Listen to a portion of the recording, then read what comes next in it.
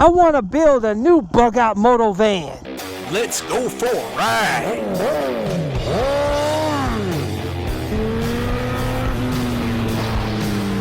You are watching CycleCruza's all-in-one motorcycle channel. Subscribe today. Anyways, for those of you guys who want to get my motorcycle gear, you know, my camo pants, my helmet, high-vis stuff, and cameras, I always include links in the description and comment section of my video.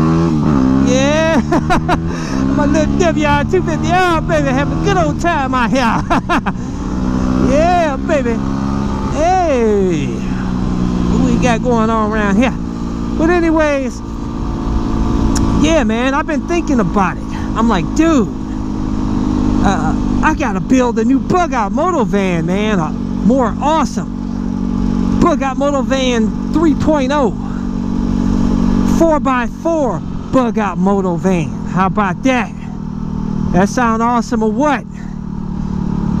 I'm thinking seriously about buying a Mercedes Sprinter 4x4 van, probably a leftover new if I can find one. For you could get them for like 45, 50, 55,000 bucks. Of course, I'm paying cash. I'm not financing. I don't finance nothing. If I can't afford to pay for it in full, I can't afford it. If you live by that motto, guys, you'll never be in debt, and you'll gain. You'll make gains. You won't make losses. You'll make gains. Hey, we got some cafe racers out here. Cool to see the riders out today.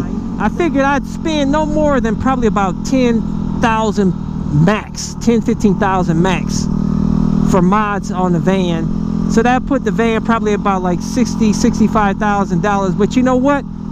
If I do a really good job building it and it looks really professional and clean, I could probably flip that van and easily make a profit off of it, man. Because you know them RV 4x4 vans, which I think Winnebago makes one now, the Revel or something like that, some type of name like that. But they charge like $140,000 or something like for that, man. Crazy. And I could build one for like 65,000. If I buy maybe a used one I can find with some low miles, probably even save even more, but they're hard to come by. It's like you almost have to buy a new 4x4 van. But that would be so sick, man. But I have a really cool layout in mind. Oh baby, my WR 250. Oh baby. What I think would be really cool is to turn the back of the van, like a portion of it, into a garage where I can put two bikes on it, where I can carry sport bike, I can carry a dirt bike or the dual sport, and then have it just high enough so that it accommodates the two bikes. Man, what the hell are they doing? Golly, what you doing out here? I want to go do some off-road action. Yeah, baby.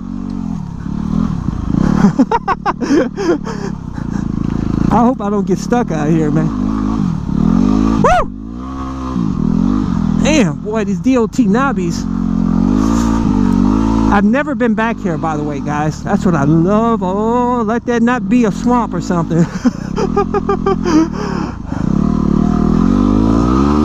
Oh, man, let me get back out of here. This could be part of the creek. I don't want to get caught up in this because these DOT knobbies suck. But yeah, it would be so amazing, man. Get some side action. Come on, baby, get out of there. Come on, get out of there. Yeah. Get up on out of here.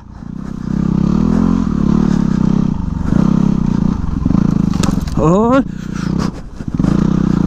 look at that. Woo! And that's what I'm talking about, guys. That's why I love dual sporting. I tell you, it's amazing going from road to crazy off-road and having fun. But I have to be careful when I get back on the road. I can't be too aggressive because I almost had a slide out over in a twisty section, man, after coming from off-road. Some twisty action. Look at here. Look at that twisty action. Whoa, whoa, whoa, whoa, whoa, whoa. I got some slide action there. I didn't want, baby. Some fishtail action. I almost ended up in that ravine, man. And it was fun around. But yeah, it'd be really awesome to have a van. I mean, we'll have the van with the rear being the garage. Bikes totally enclosed back there, ventilated. So I don't have any of the motorcycle smells in the van, which I don't have that with my bug out moto van, because I have a cycle sack that I have carbon filters in on, and I have some other carbon filters inside the cover, and it absorbs the smell and it keeps the motorcycle smell from going in the van. But it's kind of pain in the butt to keep having to put the bike in that cycle sack, and then with the lower roof height, you know, it's just really kind of irritating doing all of that. It'd be really cool to just have the garage in the back, like in a bigger Mercedes Sprinter, and be able to just roll the bikes out the back and put all my motorcycle gear in the back. And yet, you know, the van is big enough where I can still put some really cool accommodations in there. You know, where the garage is, like I said, it would be just high enough to cover the bikes, and then on the top of that I would put a bed. And then in the middle part of the van, you know, the rest of the van, I'd probably put a wet bath in there. I'll put maybe a little chair and table so I can do my work, and storage, and of course have a sink, counter, and all that stuff. I could put it all together. It'd be a little tight, but it would be really sick. I like the van as a bug out moto van instead of doing just like a big old RV, because the smaller the vehicle, the more freedom you have, the more places you can go off-road. And with it being a 4x4 van, which by the way, those Mercedes Sprinters are absolutely amazing off-road, man. You'd be surprised, those great big vans, how much they can tackle off-road. The only problem I have with Mercedes Sprinters, which I want to get your feedback, is I hear the new diesels can have problems or something. Like, they say they're usually good for about up to 100,000 miles, and then after that they start experiencing problems, mainly because of all the emissions crap they put on the van. I want to hear your feedback on that. What do you guys think? Are those Mercedes Sprinters pretty reliable? I know that can be pricey to fix because it is a Mercedes. I really don't like messing with European stuff, like I told you guys, even though I happen to buy a Ducati X Diablo, which I absolutely love. But man, them parts are expensive, boy. Look at here, look at here, look at here. I gotta be careful, man. I probably got crap load of mud on my tire. I forget that. You gotta be careful out here on the streets. Dual sport ride. So what do you guys think? What do you think about my bug out 4x4 bug out moto 3.0? Spent about $65,000. I know you like CycleCruza. See, I told you, you ain't cheap, man. Talking about spending $65,000. You crazy, man? You rich? No, I ain't rich. I just don't buy underwear. I just keep my holes in my underwear. I wear them out, and until the bottom falls out, and it helps me save money to buy cool motorcycles and bug out moto vehicles. You know what I'm saying, dude? But we got to do some more off-roading out here, dude. Oh, whoa, whoa, whoa, whoa, whoa, whoa. These DOT knobbies don't handle well in mud, man. Hold it down. It's like riding on ice. Especially with these leaves.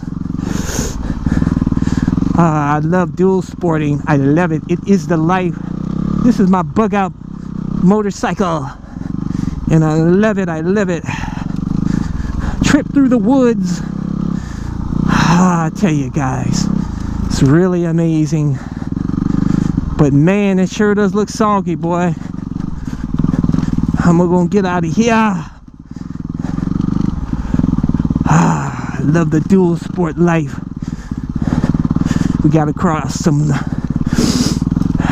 lot of you guys are like, CycleCruza, why do you go so slow through here? I tell you guys, there's vines everywhere here, man. It is like really, really technical because they're crisscrossing all over the place. Oh man, it's a mud action. Let me get out of here before they call the coppers. We gotta go through some snow action here, dude. Yeah. Dual sport life, baby. Dual sport life. So what do you guys think? Let's talk about it, man. That's why I do these videos, to incite community discussion, guys. But anyway, thumbs up. Check out my playlist for new riders and popular videos. Don't forget to comment and subscribe, and check out my other channel, Bug Out Moto, where I customize a van for my motorcycle so I can live in my van with my motorcycle and travel across the country anywhere. Subscribe to my YouTube channel, Bug Out Moto.